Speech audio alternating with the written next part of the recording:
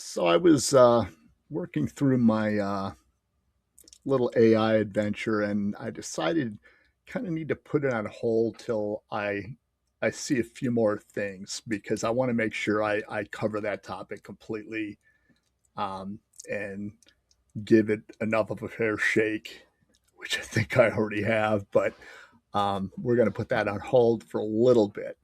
And I thought, what I would do is I would tell you, the story of how I got started as an artist. And I got started as an artist in the video game industry. And that was way back in the late 1900s. I believe it was either 96 or 97. Um, I started working at a little office in Latrobe, Pennsylvania. It was Take Two Interactive, and how they ended up in Latrobe, I don't know. But I grew up in the Cleveland area, so I was really close to Latrobe within a couple hours, and I had a pretty decent job at the time. I was working for Diebold in Canton, Ohio, home of the National Football League Hall of Fame, and Diebold were actually we were trying to do they wanted to do a coin return on the ATMs, but I digress. So I left there and I did take a little bit of a cut and pay, but I felt like this was the answer to my I this is what I wanted to do. I wanted to make video games. So I went out there and I interviewed, and then I sent them some more of my stuff because I was really, blown away at the interview. And the best part is, here's the best part of the story, Steve. So back then, like, you know, uh, the video game industry wasn't, I don't know, wasn't as accessible, like the inner workings of it. If you were on the outside, you didn't necessarily know, what it was like. And I had just come from like kind of a corporate uh, office setting where it was just nothing but cubicles, and you wore your khaki pants and your shirt tucked in, and then so I go to the interview wearing like a suit to blow them away with my charm. I wore a suit to my interview, and that was the last time I ever wore a suit to an interview or anything other than a wedding or a funeral, I guess. So I got my foot in the door, and that was a pretty interesting place uh, at that particular time. I was in what they called the Nintendo, division. We were, this is at N64, I believe, at the time, and so I was on, that group or in that group. And then there was another group on the floor below us, I think, and they did PC games. And I guess the first published title that I had was Jet Fighter 2 Afterburn. That was the first actual, that I had art in. I I did the some of the cover art, and I built that. What was it at the time? I think an F-22 that's on the cover of the box. And the one thing I learned there that I um, really got to say I learned so much was about animation. And at the time, I was pursuing like something along these lines while I worked, in my 9 to 5 job. I was always seeking out like other types of packages that would deliver on what I wanted to do. I mean, I wanted to take that step, and I don't know what it was. It was like, I learned to draw. Um, I really enjoy drawing. Uh, but I kind of hit a wall with it because I'm not great at it, and I have limitations, and I see that, and I still think, I can draw fairly well, but um, it's nothing that I would say is earth shattering. I'm not breaking new ground on any of my art, but I've always had this passion to be able to, with video games, and I was always looking to where video games were going and where they were heading.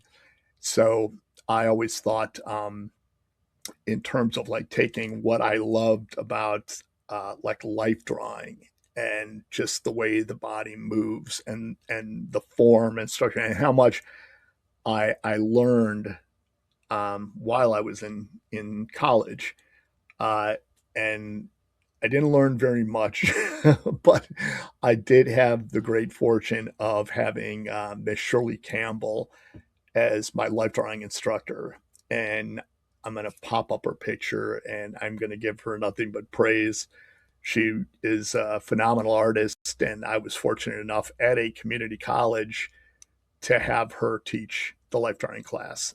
So that was, a lot of my inspiration, a lot of, how I view the way I draw. And I think just how I understand more, and I always focus in on more of what is behind the art rather than, what is the final piece, because you learn so much from watching somebody's sketches or to get to that final piece. But my calling was being like a 3D artist. I was already working in 3D, and this was right at the advent. Like, I'd gone to a tech school, and I got out of that tech school in 2 years, and I think I spent 2 minutes in AutoCAD is what it felt like. So when I graduated from that tech school, it was all board work. We were still draftsmen, we were still drawing. And that was in, would have been early 90s, so um, we really, there was no introduction to any type of software. For me, it was all learn on learn on the job. And sometimes you learn more than other people, and you just, everybody kind of puts their ideas in. It's like, okay, that's cool, now we got this working.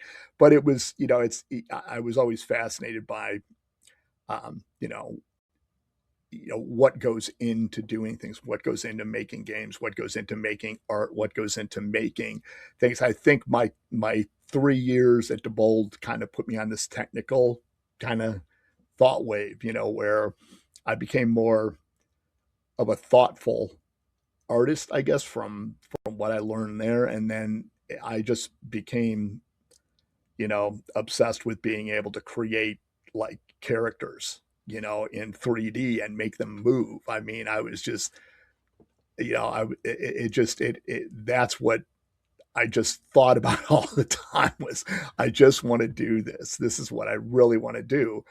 And, so I did it. I went for it. And, uh, it was kind of a fun adventure. Like I said, I did learn quite a bit from artist by the name of Terry Green. Terry, my hat is off to you, because I learned so much from you. Like, back then, everything had to be hand animated.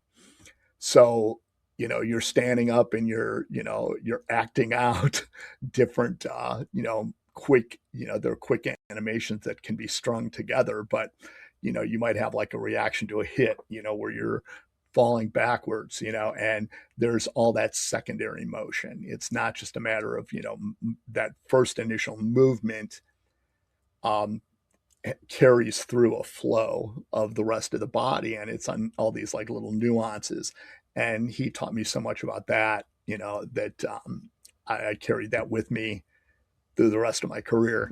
um, and at the time we were working on, now, and I'm sorry, I do not recall the name of the game. It was a sequel to something, and it was actually a pretty cool fighting game. So that's what we were working on. And I was working on doing these animations, for the character animations. And I was doing reactions to hits, or, to sword hits, to, punches, whatever. And And I just remember there just being this like ever revolving door. So that's what I started doing when I first got there, you know. And then all of a sudden we get all called into the office and it's like, hey, we're not doing this game anymore. And I'm like sitting there going, okay, what does that mean? You know, how does this work? So, and then I don't know how many different like games we started making. And if you've ever been in the game industry, you are in the game industry, I'm sure, you know, for a lot of you, your titles that never shipped far outweigh the titles that actually did ship. You know, for all the time you spend working on something and to have it canceled, you know, and you have nothing to show for it. It's like, well, that was a great experience, but uh, you know, so we kept revolving, hitting this like, okay, well, we're going to do something like this. So start thinking about this, and then and then we get called in, and it'd be like, oh no, you know, uh, company A is doing a game just like that. So we're not going to do that. We're going to do this. We're going to do this other game. And I think I don't even know how many games ideas we went through. And I was like, I don't know what's going on. Very talented group of people there, you know, on both sides of the, you know, programming. And, you know, like I said, I learned a lot from a lot of great people that worked there. And I got my first taste of working in the video game industry. Um, and it was a lot different back then to, you know, ultimately when I left the game industry. I was around 2000. I always get it confused if it was 2010 or 13. You got to understand this, okay?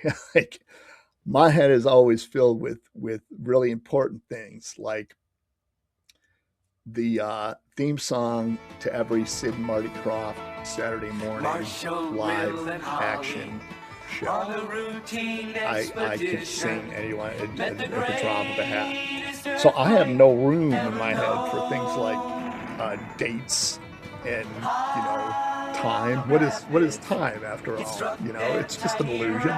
So my head is, you know, you're talking about something and I'm singing, you know, something from you know, like Sid and Marty Krofft. So chances are, a lot of times, you know, I might look like I'm listening to you when I'm just singing theme songs in my head.